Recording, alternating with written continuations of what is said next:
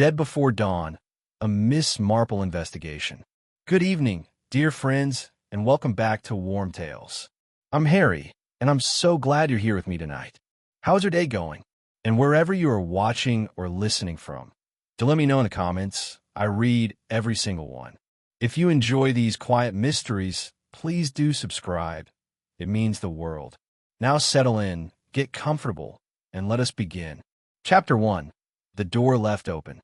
November had come to Ashford St. Benedict in the particular way it always did. Not suddenly, not dramatically, but with the patient persistence of a house guest who has arrived a fortnight early and rearranged all the furniture before anyone thought to object. The lime trees along Church Lane had surrendered the last of their leaves by the third week of October, and what remained of the hedgerows now held only a brown, resigned sort of beauty, the color of old tea and good manners. The mornings arrived late and gray, as though November had decided that if light were to come at all, it would come apologetically and would not be expected to linger. By 7:30 on the morning of the 14th, the high street of Ashford St. Benedict had begun its familiar daily reassembly. Mr. Tobias Gull unlocked the iron-framed door of his grocery at 7:45, as he had done for 31 years, and positioned his handwritten board. Today, good Bramley apples, farm EGGS, marrow chutney, on the damp pavement with the decisive satisfaction of a man who has never once doubted the importance of what he was doing. Next door, Mrs. Parkhurst pulled aside the net curtain of the post office window and began her habitual morning appraisal of the high street with the bright, systematic thoroughness of a customs officer who has found something suspect in a previous passenger's luggage and has not forgotten it. The chemist, Hollingsworth and Son, though there had been no son for 11 years now, was swept from front to back by Agnes Pipe, 23, who spoke rarely and observed constantly from beneath a fall of hair the color of autumn bracken. The lending library, 2 doors further along on the left-hand side, past the narrow opening of Carpenter's Court, was invariably the last to show signs of life. Mr. Oliver Crail, who had run the library for 19 years, and who maintained a private understanding with punctuality that consisted chiefly of knowing where it kept itself and visiting it as seldom as possible, did not generally unlock the library door before 10 o'clock in the morning. It was therefore noticed first by Agnes Pipe, who was emptying her dustpan into the bin at the side door of the chemist at 8:20, that the lending library door was already open. Not open in the manner of a shop, in full preparation for the day. Open as a door is open when the latch has not been properly engaged, so that the November air had taken the liberty of pushing it inward by 3 or 4 inches, and the warmth from within was escaping in a thin, pale column into the cold of the morning. Agnes looked at it for a moment. The open door had the particular quality of a detail that did not belong in the picture. It was part of the way a wrong word sits in a sentence that is otherwise entirely correct. She stood and looked at it for a moment longer than was perhaps strictly necessary. Then she finished with the dustpan and went inside to start the kettle. Within the quarter hour she had mentioned it to Mr. Hollingsworth, who had been known to take a short cut through Carpenter's Court and happened to pass the library door in question on his way to unlock the dispensary. He had looked. He had tried the bell. He had, after a long, careful pause of the kind that precedes an action one wishes to share the responsibility for, gone in. Word travels in a village with remarkable efficiency, and by 9:30, when Miss Marple arrived at Gull's grocery for her weekly supply of unsalted butter and 1.5 pounds of cooking apples, not Bramley's. She preferred the smaller Cox variety for a particular recipe she had from her aunt, which no other recipe had ever quite matched. The news had already completed 2 full circuits of the high street and was well into its third. "Did you hear, Miss Marple?" said Mr. Gull, weighing the apples with one hand and conveying with the other a gesture that somehow encompassed the whole of Ashford St. Benedict and its morning. Mr. Crail. Miss Marple set her basket on the counter. She was a small, upright woman of 71, with white hair pinned with precision and a quality of attention in her pale blue eyes that most people overlooked entirely, because it was embedded so perfectly within the appearance of a pleasant, mildly interested elderly lady that it did not seem to require a second look. She wore her gray wool coat and the navy gloves, which were her second-best pair. "Mr. Crail," she said, in the mild tone of someone repeating a word to confirm they have heard it correctly. "The library, Mr. Crail?" "Found at his desk this morning," said Mr. Gull, with the slightly hushed gravity of a man who has delivered this sentence several times already and has found, through repetition, the correct weight for each word. Door was left open. Young Agnes noticed something was wrong. "Dr. Meekins has been and gone. They say his heart." "Dear me," said Miss Marple. She appeared to be considering the apples with close attention, turning one over in her gloved hand. He was not so very old. 58. He'd had trouble with his heart before, they say. But still, Mr. Gull shook his head in the manner of a man concluding a transaction that is not resolved as anyone had hoped. Before dawn, Dr. Meekins thinks. The cup of tea on his desk was stone cold. He must have been there since the evening. "Since the evening," said Miss Marple, thoughtfully. She set the apple back on the counter. "Could I have these bagged, Mr. Gull?" "Not the Bramleys. Yes, thank you. The smaller ones there, the Cocks, if you'd be so kind." She asked, in precisely the same even, conversational register, whether the library had been locked the previous evening, whether Mr. Crail was known to work late into the night, and whether his sister, Mrs. Evadne Hartley, who lived at the far end of Willow Lane with 2 cats and a husband who traveled for business, had been informed. Mr. Gull answered all 3 questions with the ease and completeness of a man who knows all 3 answers and is grateful to have someone who asks them properly. And Miss Marple listened in that particular way of hers, which was, to those who never looked at it carefully enough, entirely indistinguishable from ordinary polite interest. She paid for her apples and her butter. She asked briefly after Mr. Gull's nephew in Dorset, who had been having difficulties with the planning authority. She exchanged the mild and comfortable pleasantries of a November morning on a village high street. Then she picked up her basket, gathered her second-best gloves more firmly around the handle, and walked home along Church Lane, beneath the bare lime trees, with the cold November air accompanying her at its usual unhurried pace. She had not, it should be noted, looked back at the library, but she had noticed, when she had passed its door on her way to Gull's, as she had naturally done, walking on the left-hand side of the street, as she always did, that was now closed again, and that Constable Hedges' bicycle was leaning against the iron railing outside at the slightly dejected angle that bicycles invariably adopt when their owner is occupied with something difficult. She had noticed, too, that the desk lamp on the left-hand side of Mr. Crail's desk, visible through the lower portion of the library window when one stood at the right angle on the pavement, was still burning, as though the person who had last used it had had no further occasion to consider it. She went home. She put the kettle on. She stood at the kitchen window for a little while, watching the garden in the gray morning light, where a robin was moving along the top of the low stone wall with the brisk, self-contained certainty of a creature that has been given a particular task and intends to see it through. Chapter 2. Natural Causes. The village took the news of Oliver Crail's death in the manner that Ashford St. Benedict received most things of genuine significance, with a collective inhalation that produced, within 4 hours, the outward appearance of unhurried calm and the reality of considerable activity beneath it. By midday, Mrs.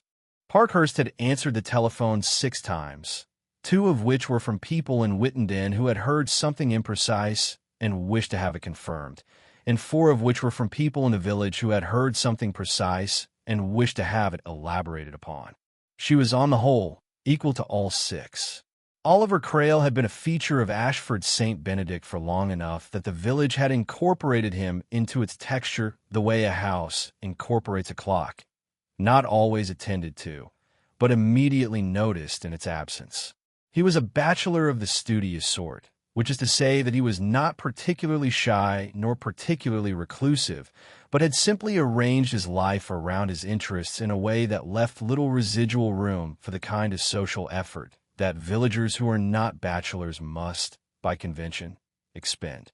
He knew the history of the village in extraordinary detail, the field patterns, the old enclosures, the families who had come and gone across 3 centuries, and would speak of these things with a pleasant, unassuming fluency that was one of the reasons people had liked him rather better than they sometimes admitted.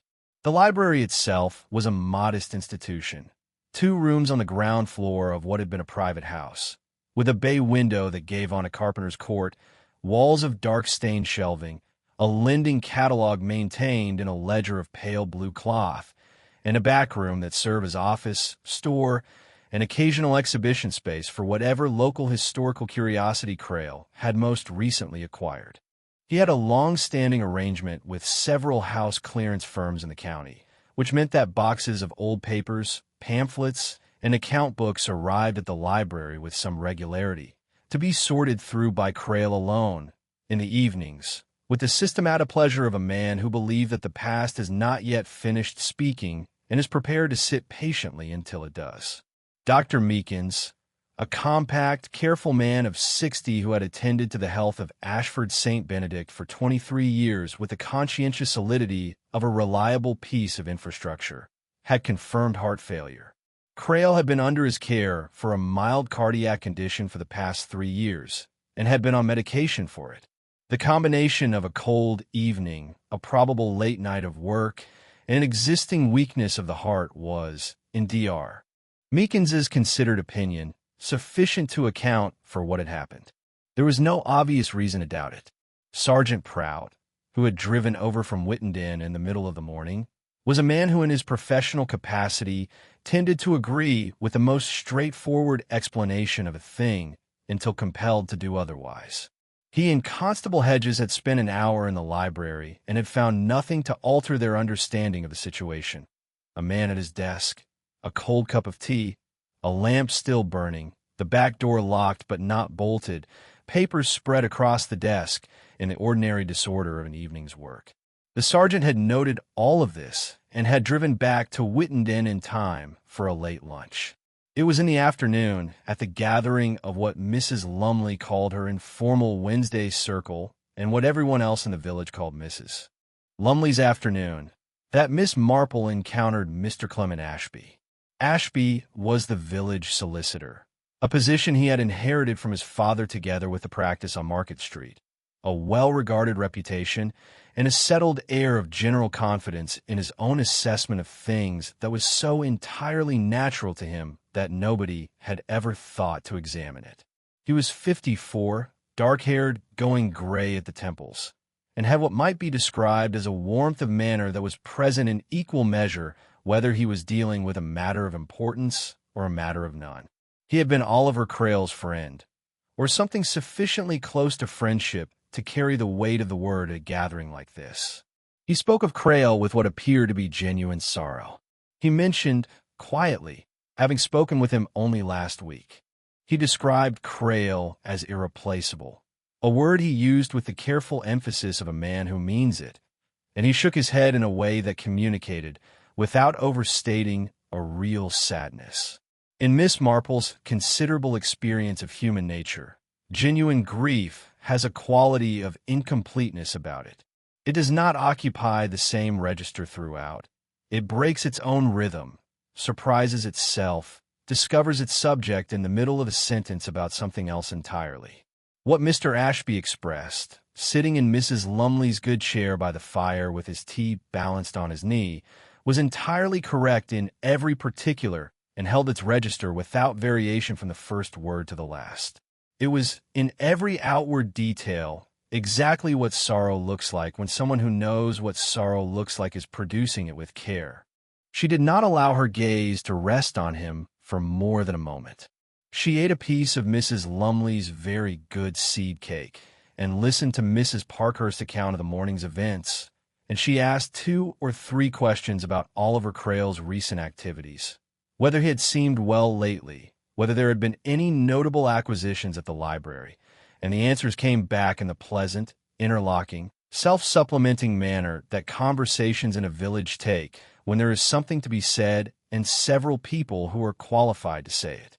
She walked home in the early dark of the November afternoon, the lane empty and the hedgerows standing very still, and the lights of the village appearing one by one the windows of houses that were warming up against the coming night. Chapter 3. Wednesday Market. The Wednesday market at Whittenden arrived in the square between the old Guildhall and the covered fish stalls as it had arrived every Wednesday for the better part of 200 years, suddenly and completely, as though the town square had simply remembered that this was what it was for and had arranged itself accordingly overnight. By 9 in the morning the stalls were up and the November cold had settled across the canvas awnings with the proprietorial ease of a long acquaintance. And the air smelled of cold earth and bruised cabbage and the coal smoke of the braziers that the flower sellers kept burning at the ends of their rows. Miss Marple took the 8:10 bus from the stop at the top of Church Lane, as she did most Wednesdays between September and April, and arrived at the market with her wicker basket, the larger one, with the leather handle, at 9:30. She was, as she generally was on market mornings, quite without any particular agenda. She went to the root vegetable stall first, because it was nearest the bus stop and because she had a natural sympathy for root vegetables in November. There were sensible things, she felt, the turnips and parsnips and the small noble celeriac. They did not attempt to be anything other than what they were, which was, when one came to consider it honestly, a quality that had something to recommend it. She examined a tray of parsnips for some time, turning one or two over and setting them back with the slight frown of a woman who is applying standards rather than performing disappointment. She bought half a dozen and a small celeriac. She moved on. At the cheese stall, which was run by a red-faced, cheerful man named Hartwell who sourced from 3 farms in the Coon Valley and who had strong opinions about all of them, she spent a pleasant 10 minutes tasting a hard-used milk cheese and a crumbly blue, and bought a portion of each. Hartwell mentioned Oliver Crail, because Oliver Crail had been a good customer of his, and because Hartwell was a man who processed grief through conversation and required rather a lot of it. He'd been in last week, Hartwell said, parcelling the blue in greaseproof with the methodical hands of a man accustomed to wrapping things up. Bought a half-pound of the hard yellow. Said he'd got a friend coming by that evening. Said he was looking forward to it. Miss Marple received this piece of information in exactly the way she received vegetables at the root stall, with quiet attention and no visible reaction. She noted that Hartwell had said an evening. She noted that he had said last week. She thanked him, tucked the parcel of cheese alongside the parsnips, and moved on. Further along, between the fabric stall and the woman who sold honey in 4 varieties, she encountered Mrs. Parkhurst, who had come over on the 9 o'clock bus and who had been, in all respects, a thoroughly productive journey, having talked to a woman from Furnham who had a cousin who had worked for the Whitmores at the big house, Whitmore Hall, until the family sold up in the spring. The whole contents of the house went to 3 different firms, Mrs. Parkhurst said, with the exact tone of a person reporting the result of a complicated negotiation. Papers and all. One firm was Leopards from Exeter, and another was a local man. Crail used to deal with the local man regular for the library. She paused. I shouldn't wonder if there was a good deal of interesting material in that lot.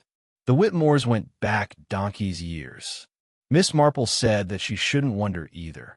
She said it in the mild, agreeable tone of someone confirming a pleasant, if unremarkable observation, and she moved on to the honey stall, where she bought a jar of the dark heather variety, which was excellent for sore throats and which she intended to have on hand before the winter progressed any further. On the bus home, sitting on the left-hand side with her basket settled on her lap and the window running with condensation, she turned over what she had gathered that morning in the unhurried way of a woman sorting through a drawer, not looking for any particular thing, only placing each item carefully to one side until the shape of the drawer became clear. A friend coming by on an evening. Papers from a Whitmore house clearance. Clement Ashby, whose family had served as solicitors to the Whitmore estate for the better part of 30 years. She looked out at the November fields going past in the gray morning and said nothing at all, because there was no one in the adjacent seat, and because, in any case, she was not the sort of woman who talked to herself, or not aloud. She was home by 11:30. She put the parsnips in the cool larder and the cheese on the marble shelf, and set the jar of honey on the kitchen windowsill where the light touched it briefly before the clouds shifted and it became brown again, like everything else in November. Chapter 4. The Chemist's Assistant. Thursday had brought the kind of thin, persistent drizzle that Ashford St. Benedict specialized in at this time of year. Not rain in any declarative sense, but an atmospheric dampness that collected on coat sleeves and hat brims and made the high street glisten in a way that was almost attractive if one was not required to be out in it. Miss Marple, who was required to be out in it, made the brief journey to Hollingsworth's chemist with her umbrella held at the slight forward angle that experience had taught her was the most effective position for the particular character of the wind in Church Lane, which came from the east and had opinions about umbrellas. She told Agnes Pipe at the counter, something for the beginning of a cold. Not a cold as such. She was not at all certain it was a cold, but a certain heaviness in the head that suggested one might be thinking of developing, and which she preferred to discourage while discouragement was still a reasonable possibility rather than a futile one. Agnes Pipe listened to this with the attentive seriousness she brought to all pharmaceutical consultations, regardless of their gravity. She was a young woman of the observant, self-contained sort, whose intelligence expressed itself not in speech, of which she produced a minimum, but in the quality of her listening, which was complete in a way that most people's listening was not. She recommended a preparation they kept behind the counter and measured it out with the careful precision of a person for whom accuracy is a form of respect. While Agnes was engaged with the small measuring glass, Miss Marple mentioned that she had been meaning to visit the library, to return a volume she had on long loan, a local history that Mr. Crail had been kind enough to let her keep through the summer, and was not now certain to whom she ought to return it. The library was closed, of course, while matters were being sorted. Agnes looked up briefly from the measuring glass. "It'll be Mrs. Hartley taking it over for now, I expect," she said. "His sister. She was in here Tuesday." A pause, in which the measuring glass was set precisely on the counter. "Very upset." "Of course," said Miss Marple. "A dreadful shock. He was in here himself, the week before," Agnes said. "Mr. Crail." She parceled the preparation with neat, efficient movements, collecting his tablets. "We knew him well, of course, being next door. He always asked how we were." She paused again, in the way she did when something was present in her mind that had not yet found its place in the conversation. "He mentioned he'd been looking through the Whitmore papers. He seemed pleased about something, like he'd found a puzzle piece." Miss Marple said that Oliver Crail had always had a great love of local history. This was true, and it was said with perfect simplicity, and it constituted the whole of what she offered on the subject. Agnes folded the paper bag closed. She named the price. Then, in the tone of someone completing a thought that had stalled earlier, Mr. Ashby was in, too, that same week. "Collecting something for his aunt in Exeter," he said. "Digitalis, one of the newer preparations. She's elderly, apparently." She set the bag on the counter. "That'll be 2 and 6, Miss Marple." Miss Marple opened her purse. She found the exact money with the unhurried efficiency of a woman who has been finding exact money in purses for 50 years and has no patience for doing otherwise. She thanked Agnes, who was already turning back to the dispensary shelf with the measured focus of a person returning to their true occupation. The bell above the chemist's door rang its brief, mechanical note as Miss Marple passed back out into the thin drizzle of the high street. She put her umbrella up at the same forward angle and walked home past the library door, closed now, with a handwritten notice on the glass panel indicating temporary closure, and past Carpenter's Court with its narrow, dark opening, and past the post office, and left in Church Lane. Digitalis, an aunt in Exeter. The thing was not, in itself, unusual. People collected prescriptions for elderly relatives with some regularity. It was a common enough kindness. And yet, in Miss Marple's considerable experience of human nature, the explanations that are offered without being asked for are rarely offered without reason. A man who collects a prescription for a relative's heart condition does not, as a rule, mention the relative or the condition to the assistant unless something in him requires that the information be placed in the air between them. Agnes, who was not a noticing woman in the ordinary sense, was a noticing woman in exactly the sense that mattered. She noticed what was out of its usual place, the way a musician notices when a note is slightly flat. She had not been asking anything. She had simply been completing a thought. Miss Marple went home. She made herself a cup of tea and took a dose of the preparation Agnes had recommended and sat in the armchair by the kitchen window with her knitting in her lap. She was working on a pale green cardigan for her niece and watched the drizzle on the garden path, where the stone had darkened to the color of old pewter. The robin was back on the wall. It was eating something very small. Chapter 5. Mrs. Fenwick Remembers. The Wednesday afternoon visits of Mrs. Dorothy Fenwick had been a feature of Miss Marple's weeks for the better part of 8 years, having begun after a shared committee meeting of the Ashford St. Benedict Horticultural Society, at which both women had held, and had quietly declined to express the same low opinion of a proposed redesign of the village hall flower beds. This shared restraint had proved a more durable foundation for friendship than enthusiasm might have been, and the Wednesday visits had continued with the pleasant regularity of something that nobody feels the need to examine. Mrs. Fenwick was a widow of 67, compact, energetic, possessed of an excellent memory, and entirely without the quality that people sometimes mistake for intelligence in a woman, which is the tendency to state one's conclusions as questions. Dorothy Fenwick stated her conclusions as conclusions, which occasionally surprised people who had not paid close enough attention to the preceding evidence, and which Miss Marple had always found entirely refreshing. She arrived at 3 o'clock, which was when she always arrived, with a seed loaf she had baked that morning and a firm intention of discussing the Crayle business, which had been, she felt, insufficiently addressed by the general village discourse, which had settled too quickly and too comfortably around the heart failure explanation in a way that struck her, she said, as incurious. "Not that I know anything to the contrary," Dorothy said, accepting a cup of tea and setting the seed loaf on the kitchen table with the ease of a woman who has brought things to other women's kitchens for decades and requires no ceremonial acknowledgement of the fact. But there was a car.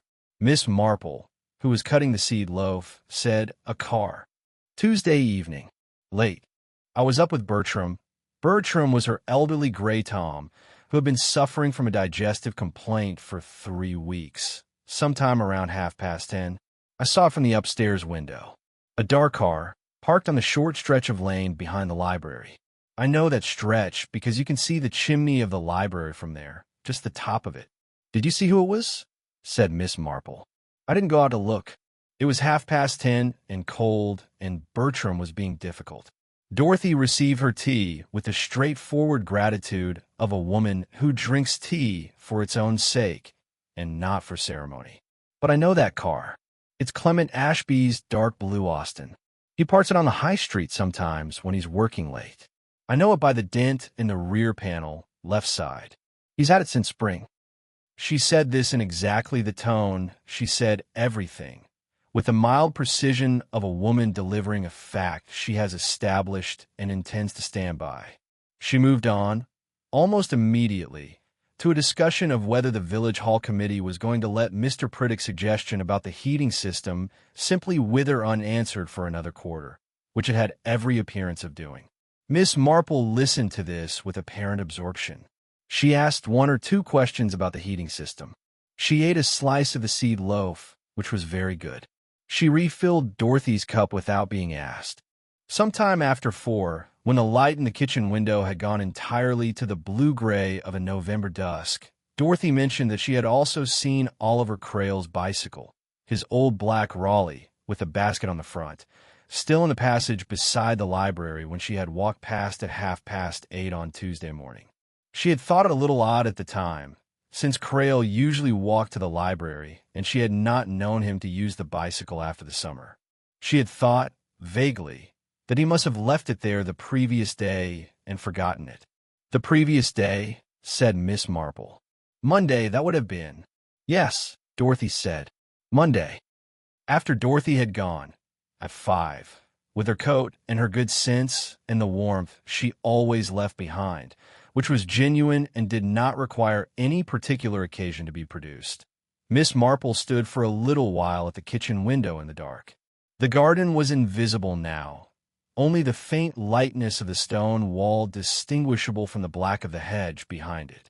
She was not thinking about the bicycle. Not precisely. She was thinking about Tuesday evening and a car with a dented rear panel left side parked in the lane behind the library at 10:30, and a man who had come to the market stall at a cheese merchant the week before and said he had a friend coming by that evening and that he was looking forward to it. Information, in Miss Marple's experience, did not arrive in an order designed for the convenience of whoever needed it. It arrived in its own order, and the task was simply to be still enough and sufficiently without agenda that when it arrived it did not find the door closed against it. She made herself a small supper of soup and bread, and read for an hour, and went to bed. Chapter 6. The Biscuit Tin. The library's back room was reopened to inspection on Friday morning, following Mrs. Hartley's arrival from Willow Lane with a key and the slightly dazed competence of a woman who has been given a practical task in the immediate aftermath of grief and has chosen, for very good reasons, to concentrate on the task. She was a square, steady woman of 54, with the same quality of deliberate attention that had characterized her brother, though where Crail had applied it to papers and books and the deep stratigraphy of local history, Evadne Hartley applied it to the management of what was in front of her, and did so with the focused efficiency of someone who has learned that the management of what is in front of one is, in most cases, the most effective response to what cannot be managed at all. Constable Hedges was already there when she arrived, and Sergeant Prout had driven over again from Wittenden at the sergeant's own suggestion, which was itself a mild departure from his previous view of the matter. He had received, the previous afternoon, a telephone call from the county office regarding the deceased's medical records, and the result of that call had introduced into his professional contentment a small, uncomfortable irregularity that he had not yet resolved. Miss Marple was present because she had arrived at the library at 9:30 that morning to speak to Mrs. Hartley about the volume on long loan. The local history she had mentioned to Agnes Pipe, and Mrs. Hartley had said, without particular emphasis, that she was glad of company, and Miss Marple had come in. The desk had been examined. The papers on it had been noted and stacked.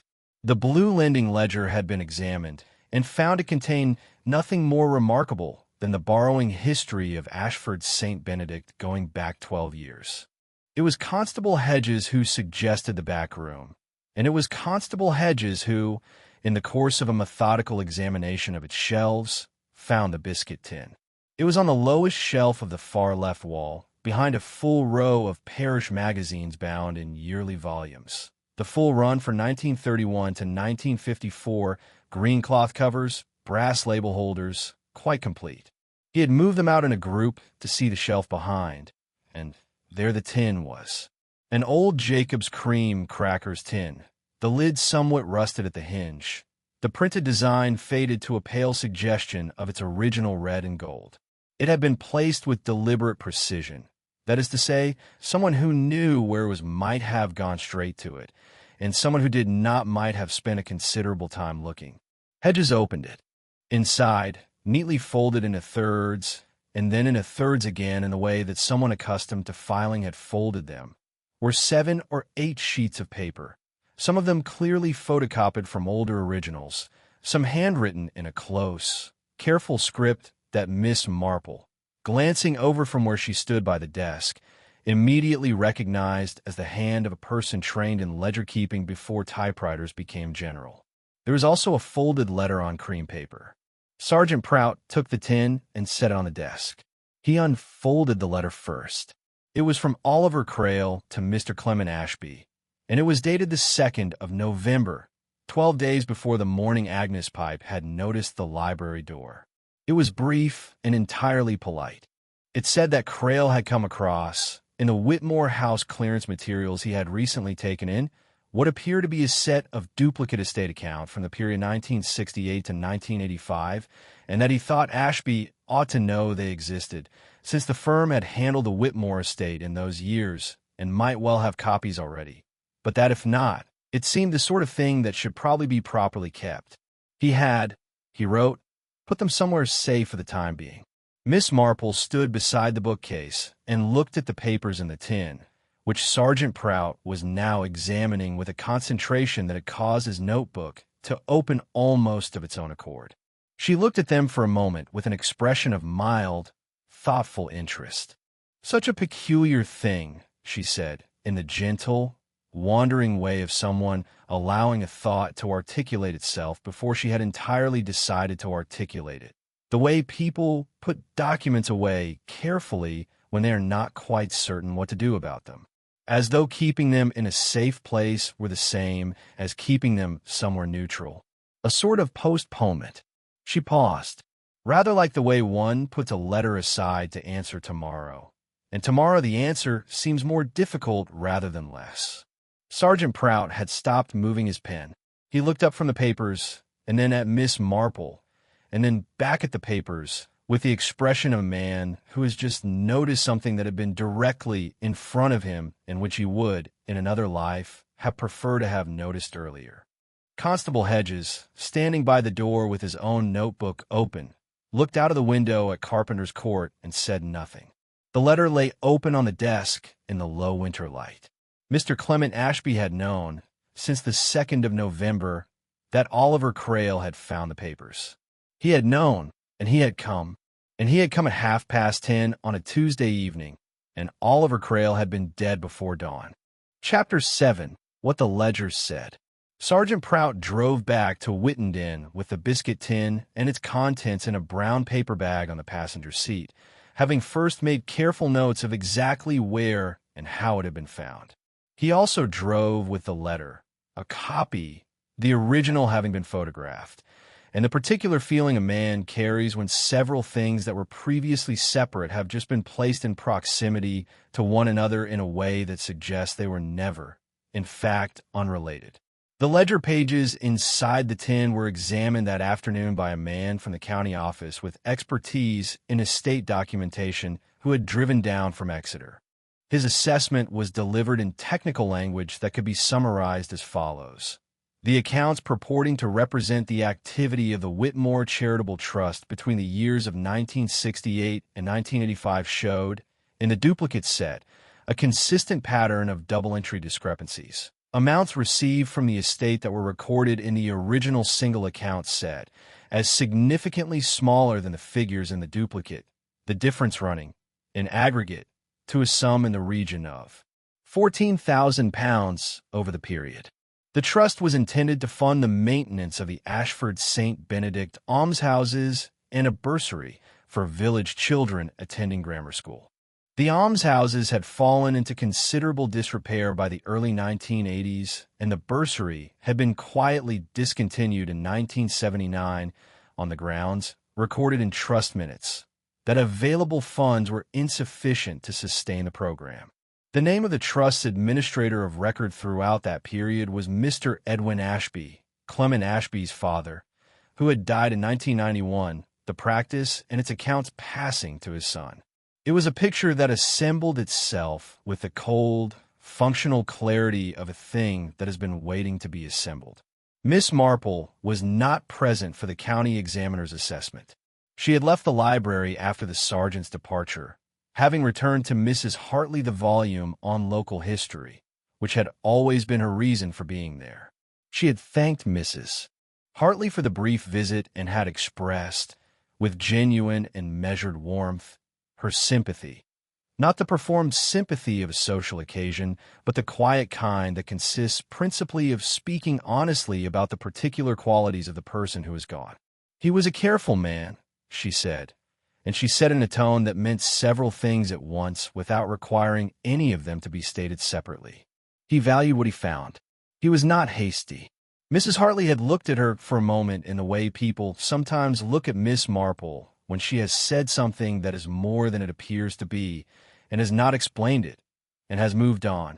It was 2 days later, a Saturday, with the village under a cold, pale gold winter sun that gave everything the sharp-edged clarity of a day that intends to be noticed, that Sergeant Prout returned to Ashford St. Benedict, this time with a colleague from the county, and spent the afternoon at the offices of Ashby and Ashby on Market Street. Clement Ashby was not there when they arrived. He had driven to Exeter, his secretary said, for a client meeting. He was expected back on Monday. He did not return on Monday. Word travels in a village with remarkable efficiency, and by Tuesday morning, when the thin November sun had given way once more to low gray cloud and the beginning of what the forecast described as a prolonged cold spell, it was known in Ashford St. Benedict. Known with the particular species of knowing that arrives ahead of any official announcement and is none the less precise for that. That Mr. Clement Ashby had been asked by the county police to assist with certain inquiries and had been found on Saturday evening at a hotel in Bristol. The precise nature of those inquiries was not officially known, but Agnes Pipe, who had a quiet, careful mind and who had looked up on the Friday afternoon after the library visit, what a combination of digitalis and a concurrent daily dosage of the particular cardiac preparation that Oliver Crale had been collecting every 4 weeks would do to a man's heart if the former were administered in a sufficient quantity. Agnes Pipe had telephoned the station at Whittenden on Friday evening and spoken to Constable Hedges for 9 minutes, and had said what she had said in the plain, measured tone of a young woman who has established a fact and intends to report it accurately. The robin on Miss Marple's wall appeared every morning and departed when it was satisfied.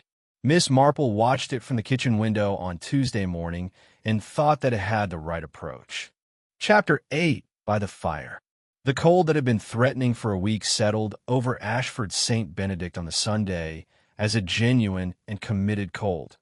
Not the November gray of damp and resignation, but an actual, crystalline cold that whitened the low places in the fields before dawn and left the grass along Church Lane stiff and faintly silver through the morning.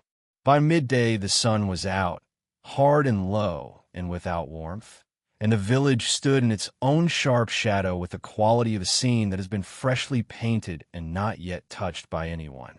Miss Marple did not go out. She had made, on Saturday afternoon, a batch of marmalade, Seville orange, from the last of the jar of peel she had put up in February, a twice-annual exercise that she approached with the quiet seriousness it deserved. The kitchen had smelled of orange and sugar and the particular close heat of a small room with a pot going, and she had stood at the stove and stirred at intervals with a long wooden spoon, and she had not been thinking about anything in the way that is commonly meant when people say they are thinking about something. She had been simply present with what she knew, the way one is present with a room that has been gradually illuminated, not by switching a light on all at once, but by the slow increase of morning coming through curtains that have not yet been opened. She sat by the fire that evening with the completed jars cooling in a row on the kitchen dresser, their wax tops set in a neat line, each one labeled in her own small hand. The fire was a modest one, coal, with a log set on top that had not yet caught, but was warming to the idea, and the room was quiet in the deep, specific way that a room is quiet when the person in it is not requiring it to be anything other than itself. She thought about Oliver Crale. She thought about him with the careful affection one holds for people who are not close friends, but who have occupied their particular corner of one's world with a kind of reliable decency that one did not fully appreciate until the corner was empty. He had been a gentle man, which is a word that is used loosely and which, in his case, meant something precise. He had been gentle in the sense of being genuinely uninterested in causing harm to anyone or anything, and genuinely interested in the opposite. He had had the scholar's disposition, which is the disposition of someone who believes that more can be understood and is always in the process of understanding more. When he had found those papers, the Whitmore estate duplicates with their patient, damning arithmetic, he had written a letter. He had written a letter to the man implicated, politely, and had put the documents safely in a tin, and had waited. He had been trying to give Clement Ashby the opportunity to explain. That was the kind of man he was. Miss Marple thought about this for some time, with the fire warming her feet and the quiet of the house settling around her. She thought about what it meant, not in the abstract, but in the particular. A man who had spent 20 years with the past, who understood the past as a place where human beings had behaved as human beings behave, and who had nonetheless extended the gesture of a letter, a polite letter, a letter that said, "I thought you should know," because he had preferred to believe the best for as long as believing it was possible. And Clement Ashby had come, not to explain, and not to take the papers away, and not to make any arrangement that required Oliver Crail to continue existing. She thought about Ashby at Mrs. Lumley's gathering, with the cup on his knee and the grief that was entirely correct in all its details. It reminded her with some force of a woman she had known once, a Mrs. Constance Pelham of St. Mary Mead, who had been for 3 years the secretary of the Church Restoration Fund, and who had been, for the same 3 years, redirecting small amount from that fund into an account held in a slightly different name. Mrs. Pelham had, when the matter was finally raised with her, expressed distress with exactly that quality of surface completeness. Every right word, the right timing of the pauses, the right degree of color in the face. Only, and Miss Marple had noticed it at the time, and had thought of it many times since. Only there was a moment, one moment only, when Mrs. Pelham had looked up and not at the person speaking to her, but at a point slightly to their left, and in that quarter second her face had held an expression that was not distress at all, but something else, something that was measuring a distance or calculating an angle, the expression of a person whose attention was on an outcome rather than an emotion. And then it was gone, and the distress was back, complete and perfectly maintained. Ashby had had that moment at Mrs. Lumley's. Miss Marple had not noted it when she was there, because she had not been looking for it. She had noted it afterward, in the way that certain things become clear in retrospect when the surface on which they were painted is held up to a different light. He had been speaking of Crail, of irreplaceability, of the village's loss, and his gaze had moved, very briefly, to the window and the street beyond it, and had held there for the fraction of a second with an expression that was not grief, but orientation. The expression of someone who knows what the ground looks like and is quietly checking that it remains where they left it. She rose from her chair and walked to the kitchen window.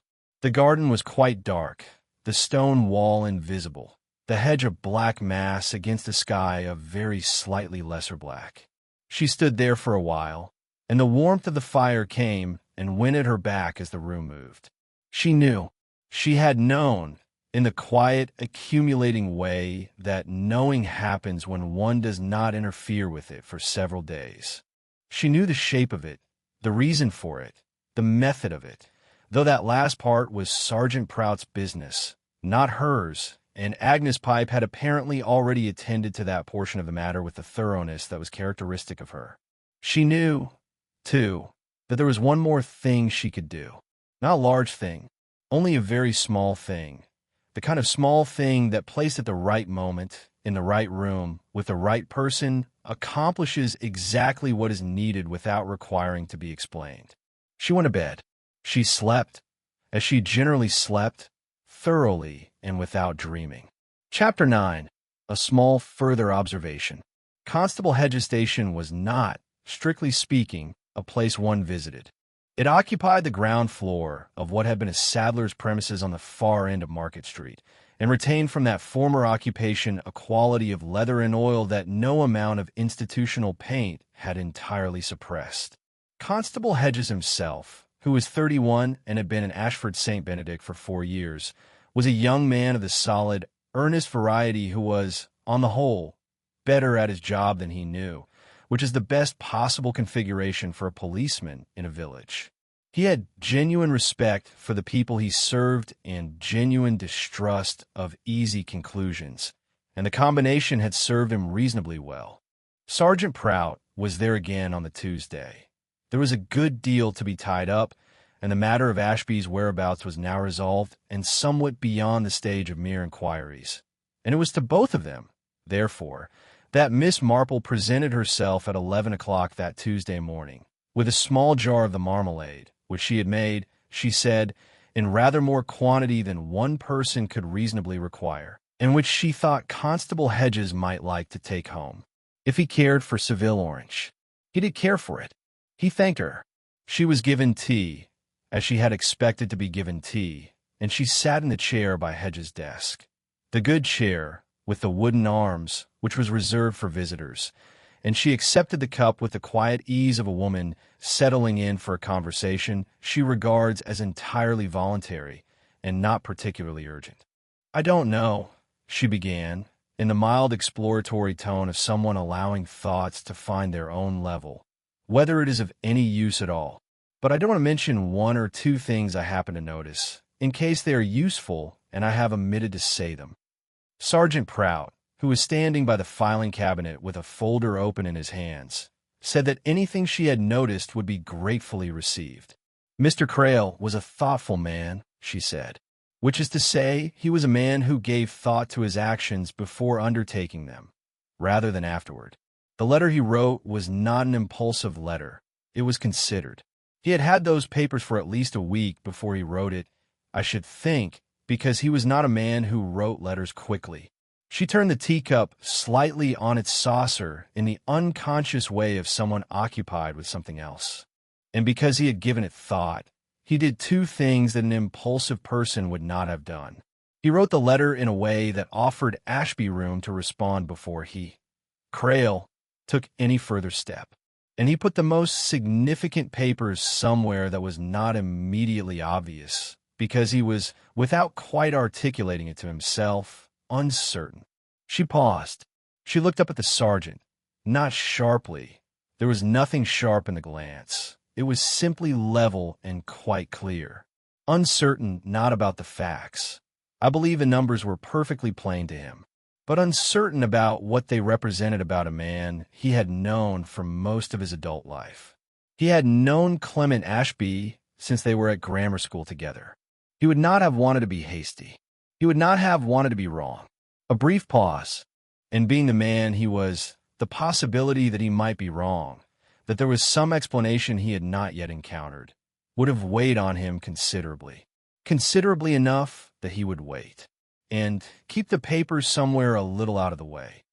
Constable Hedges had stopped writing anything, which was unusual for him, and was looking at Miss Marple with the expression of a young man who has just understood something he ought to have understood rather earlier, but who is, on the whole, grateful to have understood it now.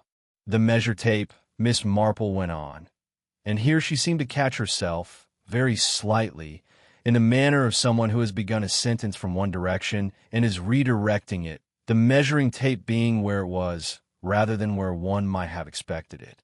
She shook her head mildly. "That is the sergeant's territory, I'm sure. But what I mean to say is this. The man who came that evening, the man whose car was seen in the lane behind the library at 10:30 on a Tuesday night, came knowing that Crail was the kind of man who would wait. And that was the window." She put her cup down. "A man who trusts people will wait.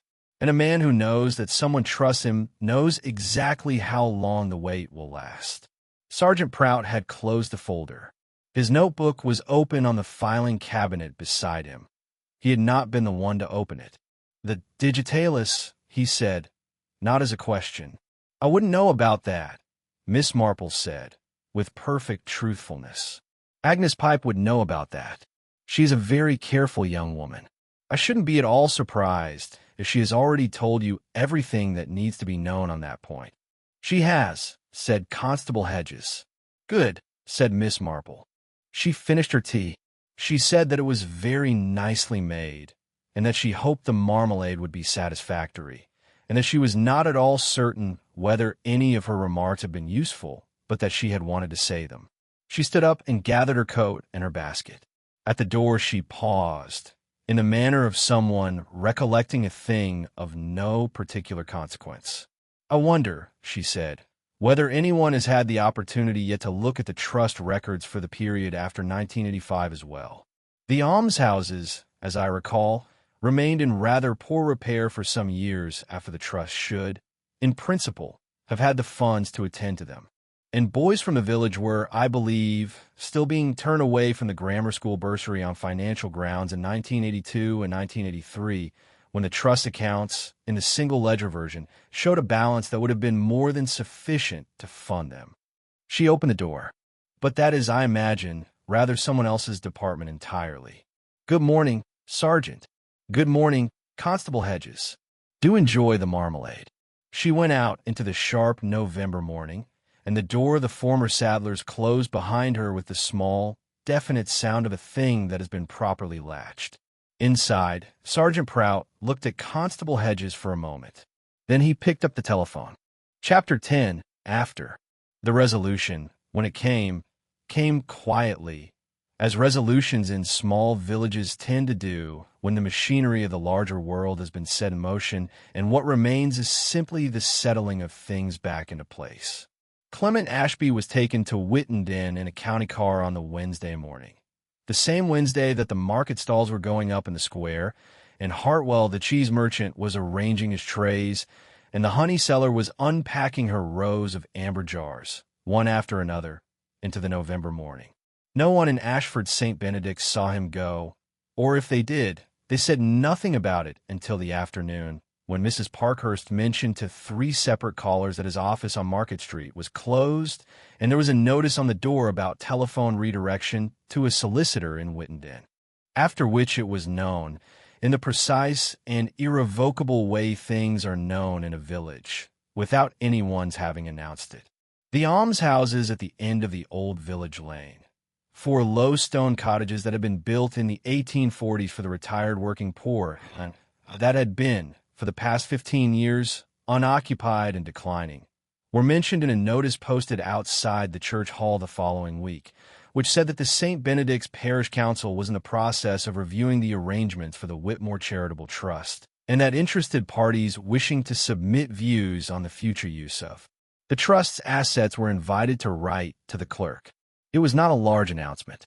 It was the kind of announcement that parishes make when something has been quietly wrong for a long time and the opportunity to put it right has arrived without anyone quite knowing how to mark the occasion in proportion to either the wrong or the righting.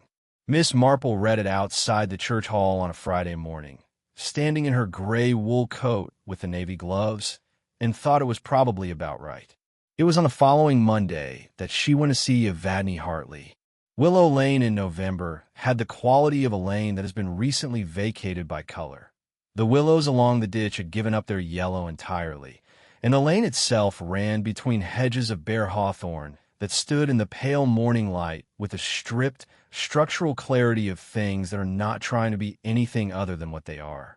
The cottage at the far end, stone-built, sensibly proportioned, with a kitchen garden that showed signs of regular and unfussy care, had a wreath of dried herbs on the door that was functional rather than decorative, the kind a woman puts there because she has dried herbs to use and a nail already in the door. Mrs. Hartley opened it before Miss Marple had lifted the knocker, which suggested she had been watching from the window. She looked less dazed than she had in the library, and the particular quality of shock that had been in her face then had given way to something quieter and heavier, the weight of a thing that is settled rather than one that is still descending. She had, Miss Marple thought, been a woman of considerable practical competence all her life, and was discovering, as such women sometimes do in grief, that practical competence is not without its own private cost. She took Miss Marple's coat and hung it on the peg in the hall. She made tea, a good strong one, in a brown pot, without asking whether Miss Marple took it strong, which was correct. They sat in the front room, which had been recently tidied in the way that rooms are tidied when one needs to be doing something, and which retained, despite the tidiness, the quality of a room in a house that has recently lost one of its anchoring certainties. "Thank you for coming," Evadne Hartley said. "I wanted to come sooner," said Miss Marple, which was true. "But I thought you would need a few days first. One always does." Mrs. Hartley held her cup in both hands in the way of someone taking warmth from it rather than merely drinking from it. She said, after a moment, "He would have been so," and she stopped and started again. He would have been so upset about all of it, about Clement. They had known each other 30 years. He would have found it very difficult. "Yes," said Miss Marple. "He would have." He was always too ready to give people the benefit of the doubt. Evadne said, with the slight, affectionate sharpness of a sibling who has been observing this quality for a lifetime and has arrived at a position that is somewhere between exasperation and pride. "He would always rather be wrong in someone's favor than right against them. I used to tell him it would get him into trouble." Miss Marple said nothing for a moment. Then she said, gently, "In my experience, that particular quality causes a great deal of difficulty to the person who has it, and very little to anyone else. On the whole, it leaves the world rather better than the alternative. He was a good deal more perceptive than he let people think, your brother. He found the thing. He knew what it was. But the first thing he thought to do with it was to give the other person the chance to explain." Evadne Hartley looked at her. Her eyes were dry now, but not in the way that eyes are dry when a person has stopped feeling. In the way that they are dry when a person has been feeling for long enough that the feeling has become the medium they are living in rather than something arriving from outside. "Yes," she said, "that was Oliver exactly." They spoke of him then, of his history of the village, which was half finished in a manuscript on his desk, and which Evadne thought she might arrange to have completed by someone from the county archives who had known him, of his library, which the parish council was hoping to keep open, perhaps with a volunteer arrangement for the time being, of the marmalade orange cheese he had liked, and the long hours and the stack of books that he always had on the go simultaneously, reading 3 or 4, at once in different rooms, so that every room in the library had one open on its spine somewhere, awaiting his return.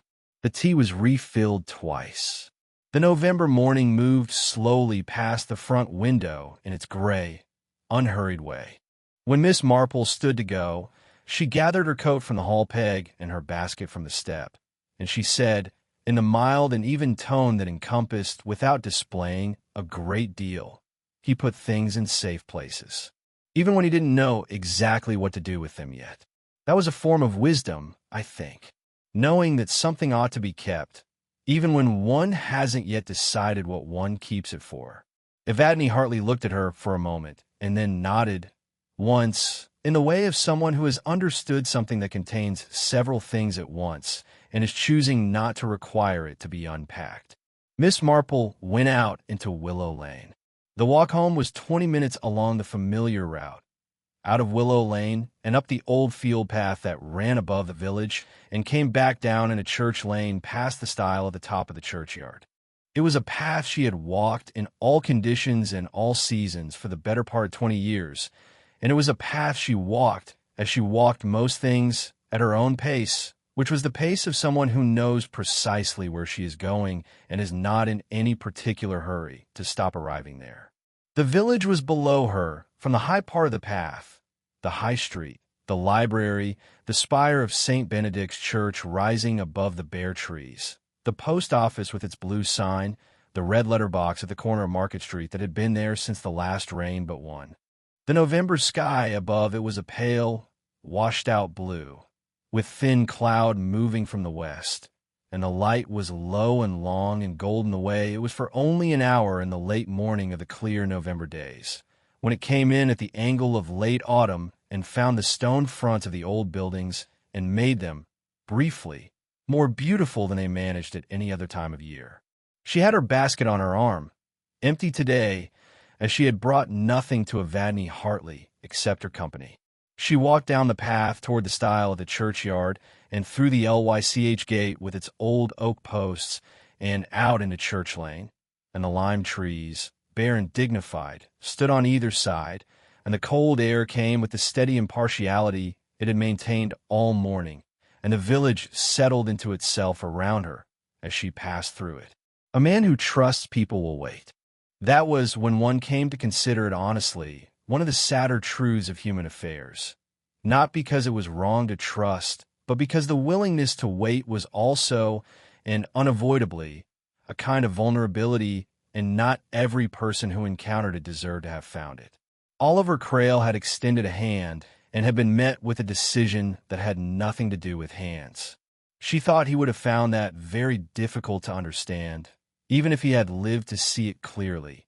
Not because he lacked the intelligence for it, but because the intelligence that enables one to understand a thing and the disposition that enables one to act upon that understanding are, in some people, very differently calibrated, and in Oliver Crale they had always been rather far apart.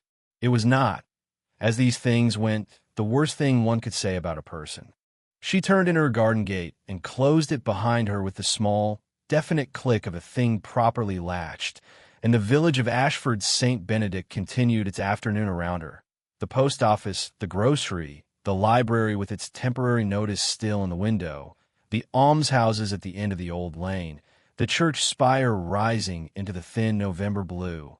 All of it quiet, all of it continuing, as it had always continued, and as it would continue, in the particular, patient manner of places that have been going long enough to know that what appears to end is, more often than not, only changing its form. She went inside. She put the kettle on. The robin was on the wall again, regarding the garden with the same brisk, self-appointed certainty it brought to every morning. It had found something in the cold grass along the wall's base, and was attending to it with complete concentration, as though the rest of the world had arranged itself at a courteous distance for the purpose. Miss Marple watched it for a while from the kitchen window. Then the kettle came to the boil, and she turned away to see to it, and the afternoon went on.